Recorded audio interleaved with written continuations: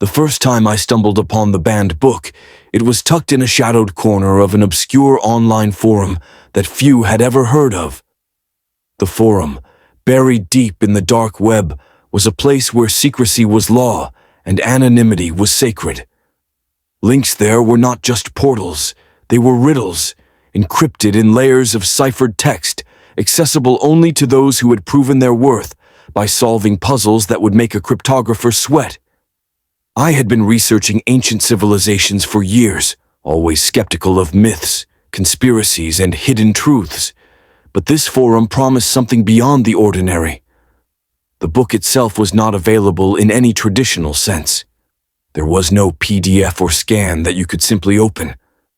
Accessing it meant following a trail of digital breadcrumbs, encoded messages, fake login portals, virtual labyrinths. Each step felt like peeling layers off a truth that the world wasn't ready to see. By the time I finally downloaded the heavily encrypted file, I knew that this wasn't just a book. It was a trap, a test, and a revelation rolled into one. Opening it was like stepping into a different reality. The pages were digital, yes, but they seemed almost tactile. Every word pulsed faintly, glowing under the screen's light, as if the text itself were alive. The content was unlike anything I had encountered. Half historical account, half technical manual. It detailed the Anunnaki, a race of beings often dismissed as myth, as architects of human evolution, but with a darker agenda. According to the text, they hadn't merely influenced humanity's development, they had encoded our biology to ensure that we were programmed for death. Our lifespan, our susceptibility to disease, our very mortality, the book claimed, were all by design. I read on, my fingers trembling. The book described a combination of advanced genetic manipulation and esoteric rituals. The Anunnaki had used ancient machines left hidden in the ruins of Sumer to rewrite human DNA in a way that ensured a predetermined end. The writing was meticulous, presenting diagrams that resembled both ancient cuneiform and modern circuitry. Human bodies were shown as maps of energy, DNA strands intertwined with mystical symbols, all pointing to the grim reality. Death was not natural, it was programmed. As I delved deeper, the book shifted focus to modern times.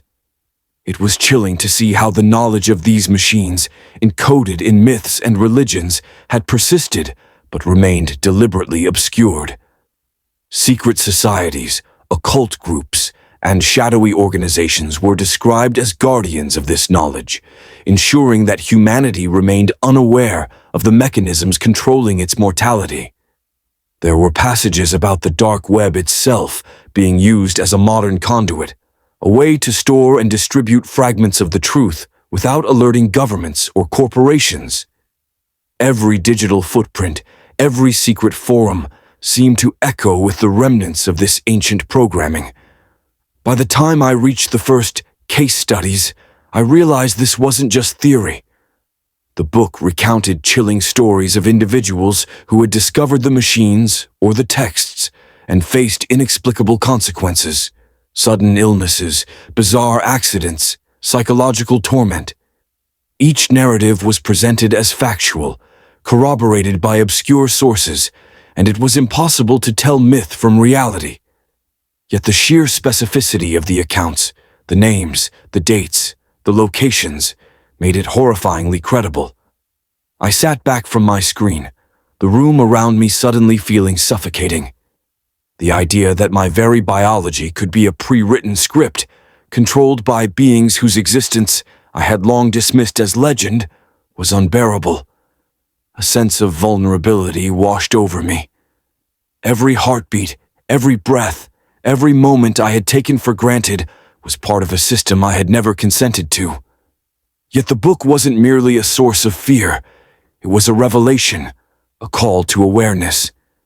It hinted at ways humans could, perhaps, break free, at methods hidden in plain sight, encoded in myths, rituals, and symbols scattered throughout history. I closed my eyes, trying to steady my racing mind. The glow of the text lingered in my vision, almost as if the words themselves were reaching out. I realized I had crossed a line. There was no returning to ignorance. This book, this forbidden knowledge, had already begun to reshape how I saw myself, my world, and my mortality. Somewhere deep within me, a spark of determination ignited. If the Anunnaki had programmed us to die, then perhaps understanding their design was the first step to rewriting it. And in that moment, I knew the journey had only just begun. After the initial shock of the forbidden book, I became obsessed. Sleep became a scarce commodity as I pored over every encrypted passage, cross-referencing every diagram and symbol with archaeological reports, ancient texts, and obscure digital archives. The more I uncovered, the more it became clear that the Anunnaki had not only programmed death into humanity, but had also designed a system to conceal their interference. Every lead seemed to vanish just as I approached it. Every clue was shrouded in layers of misdirection. I began my hunt in the digital underworld, the deepest layers of the dark web where only the most experienced and reckless explorers ventured. Accessing these forums was a ritual in itself, multi-step authentication using untraceable virtual machines, cryptographic puzzles that reset themselves if solved incorrectly, and hidden marketplaces where fragments of forbidden knowledge were traded like precious gems. It was here, in this neon-lit cyber labyrinth, that I first encountered the whispers of the star machines, ancient devices the book claimed had been left behind by the Anunnaki to manipulate human biology. The descriptions were almost unbelievable. These machines were not mechanical in the way we understand technology today. They were hybrid constructs, blending metallurgy, crystal engineering, and energy conduits that channeled cosmic forces. According to the text, the machines had been designed to resonate with human DNA, subtly influencing development, lifespan, and even behavior. Some of the forum users, hidden behind layers of anonymity, claimed to have seen remnants of these devices in the ruins of Mesopotamia, submerged in caves or buried beneath desert sands. Determined, I followed the trail of these accounts to hidden archives of archaeological scans. Satellite images of excavation sites, long-forgotten journal entries from explorers, and classified museum inventories all seemed to hint at something extraordinary. There were shapes in ruins that could not be explained by conventional architecture. Massive gear-like formations etched into stone, chambers designed not for habitation, but for alignment with celestial events, and inscriptions that matched the glowing cuneiform diagrams from the book. Every discovery added a layer of credibility and fear.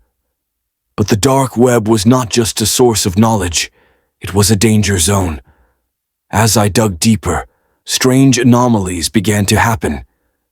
Emails containing harmless-looking PDFs would suddenly appear on my device, only to vanish when I tried to open them.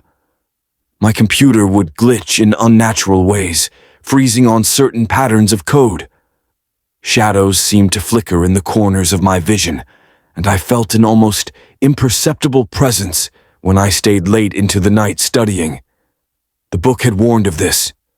Those who pursued the knowledge risked exposure to forces that operated beyond conventional understanding. One night, in the glow of multiple monitors, I uncovered a link that promised direct access to a simulation of a star machine. Unlike any previous file, this one was interactive, a holographic reconstruction of the device, complete with energy conduits and DNA resonance fields. As I manipulated the controls, I felt a strange hum through the room, as though the simulation were alive, as though the machine itself could sense me. The diagrams from the book matched perfectly with the simulation, and for the first time, I realized the horrifying extent of the Anunnaki's control. This was not myth. This was a system, and we were its subjects. It was then that I understood the most disturbing part. The machines had not disappeared. They had merely gone underground, hidden, dormant, and waiting. The human race had been subtly guided, manipulated through millennia by forces we had dismissed as myth, all the while believing ourselves to be free. And the dark web, with its encrypted forums and shadowy communities, was one of the few modern traces of their influence, a repository of knowledge that could either save or destroy those who dared to access it. I realized that curiosity was a double-edged sword. Every step I took brought me closer to uncovering truths humanity might never be ready for. But every revelation also placed me in danger. Exposure to the Anunnaki's mechanisms could have consequences, both physical and psychological. And yet, I could not stop. If the book was correct, understanding these machines might be the only chance humanity had to reclaim agency over its own biology. The line between obsession and purpose blurred. I became a nocturnal scholar of forbidden knowledge, moving through digital catacombs and virtual archives as though navigating an ancient temple. Each decrypted passage, each reconstructed machine, felt like a small victory against a cosmic design that had endured for thousands of years. The Forbidden Book was no longer merely a source of fear. It was a guide, a warning, and perhaps a key. As dawn broke, the glow of the monitors reflected in my eyes. I had mapped several of the known machine locations, traced their energy alignments, and begun to piece together a method to analyze their DNA resonance. Yet, a creeping unease remained. By the time I reached the final phase of my investigation, the world outside had faded into irrelevance. Friends, routines, even sunlight became peripheral distractions. My life existed solely within the glow of encrypted screens, holographic reconstructions, and the pulsating knowledge of forbidden truths. The book had led me to the heart of the mystery, the central Anunnaki machine, the one rumored to control the entire resonance network that governed human biology. According to the final chapters, it was hidden beneath an unassuming archaeological site in the deserts of Iraq, camouflaged beneath layers of sand and centuries of human oblivion. Equipped with the coordinates, and after weeks of careful planning, I arranged to travel under the guise of a freelance researcher. No one could know the truth I sought. The consequences of exposure were not just legal, they were existential. Arriving at the site, the landscape was deceptively ordinary, dunes stretching endlessly, the ruins of a forgotten city barely visible above the sand. But the book's instructions were precise. Beneath a cluster of eroded stone columns lay a trapdoor, disguised as part of the natural terrain. Lifting it revealed a staircase descending into darkness, lined with ancient glyphs that pulsed faintly under my flashlight. The air inside was cool, almost unnaturally so, carrying a faint hum that seemed to resonate with my heartbeat. The further I descended, the more I felt the machine's presence, not just physically, but psychically, as if it could sense my intrusion. Finally, I stepped into a massive chamber. Bronze gears the size of vehicles rotated silently, crystalline conduits arched like cathedral windows, channeling a faint cosmic energy that painted the walls in surreal patterns. At the center stood a humanoid interface, a human silhouette, suspended, wires and glowing threads connecting it to the surrounding mechanisms.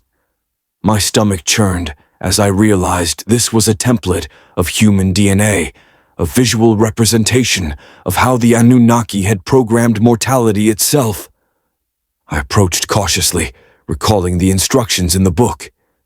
It described a method to interact with the machine using mental focus, aligning one's own energy with the conduits. Hesitant but determined, I placed my hands on the crystalline frame. Immediately, images flooded my mind. Ancient Sumerian priests operating the machine, humans in various eras suffering unexplained diseases, cosmic alignments triggering shifts in lifespan, and finally, glimpses of myself, a fragile thread in the vast web of design. It was overwhelming. Every fiber of my being felt manipulated, pre-written, like I had been following a script written thousands of years before my birth. Then came the revelation. The book's most chilling claim was true. The machine was not merely historical, it was active. Its resonance field extended beyond the chamber, subtly influencing human DNA across the globe, reinforcing mortality, disease, and vulnerability. But there was more. The machine responded to knowledge. Understanding it, decoding its mechanics, even observing it altered its resonance, sometimes destabilizing it. The potential was terrifying. I could trigger changes, small at first, altering programmed aspects of human biology. But the risk was immense. A single miscalculation could collapse local ecosystems, induce genetic chaos, or even destroy myself. With trembling hands, I began experimenting cautiously.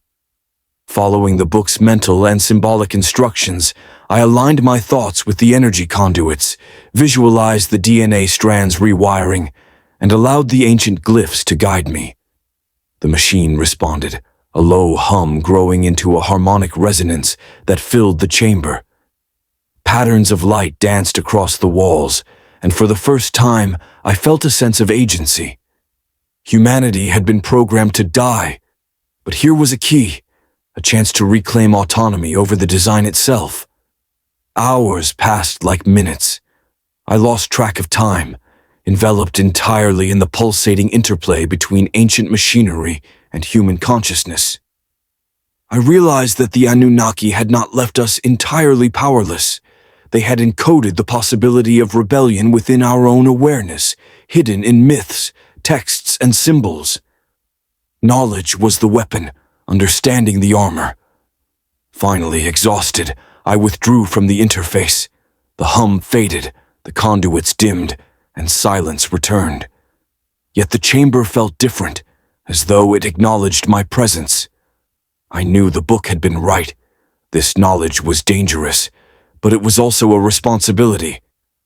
Humanity's mortality was not immutable. The machinery of death could be studied, challenged, and perhaps even rewritten. As I emerged into the desert dawn, the sand stretched endlessly, indifferent to the cosmic drama hidden beneath it. I looked at my hands, no longer feeling like a passive participant in the Anunnaki's design. The journey was far from over. Knowledge had given me a choice, and now the responsibility of wielding it rested squarely on my shoulders. Somewhere in the shadows of history and cyberspace, the Anunnaki watched. But for the first time, I did not feel powerless. Humanity had been programmed to die, but perhaps, with understanding, it could learn to survive.